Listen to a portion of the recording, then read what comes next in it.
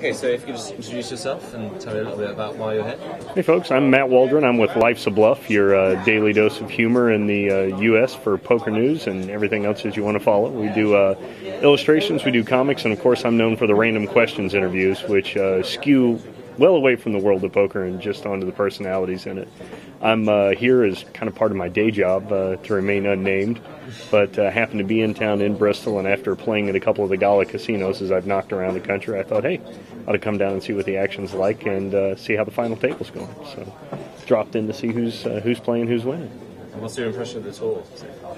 Tour so far seems really nice. I'm liking how your small festivals are able to cover the entirety of the country and get everybody together and kind of get what, I don't know how it translates over, what we call a minor league in American baseball, just to get people warmed up before it gets out there. As we've seen, the money in the poker economy is getting a little bit strained, so I think some of these smaller tours are going to become really popular. We've seen things like the Heartland Poker Tour and a few regional tours in the United States really take off and be fans with your day-to-day guys, the people who really fill the ranks of poker. And, while 1,500 pounds is nothing to sneeze at, I thought they did a really good job with the satellites and the smaller events and the pre-events to get things going. And what's your sort of assessment of the final table? Have you got a winner pegged, do you think, or what do you think? I've just actually slid up here, and I'm going to go with the default answer of whoever has the most chips at the moment. Yeah. No, my pick is the person who probably has enough audacity to work what they have and the patience to know when to do it. So at this point, I'm just getting here, just finding out who's on the final table. Been here all of 20 minutes. Okay. So default answer, guy with the most chips. Not the guy who just bluffed off twice into aces with nothing on the flop. That he's gone now, so I guess I can't pick him.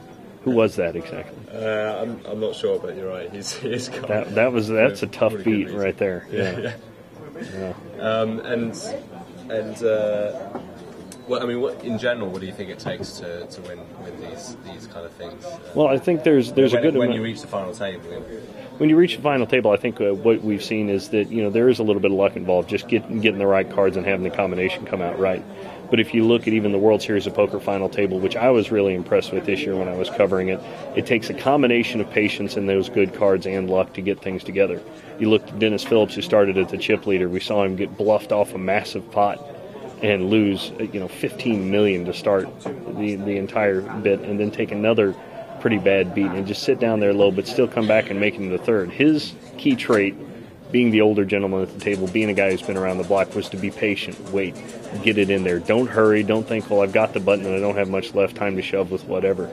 Know who's there and know what's going on. Peter Eastgate played the same trick on everybody. Make a nut hand, bet it, find out if somebody else has something, check the turn, and watch him shove at you. And he managed to eliminate 3 people like that, and a 4th in a very similar manner. So I think that's what we got to see here. Real key to final table play. Thanks very much. No problem.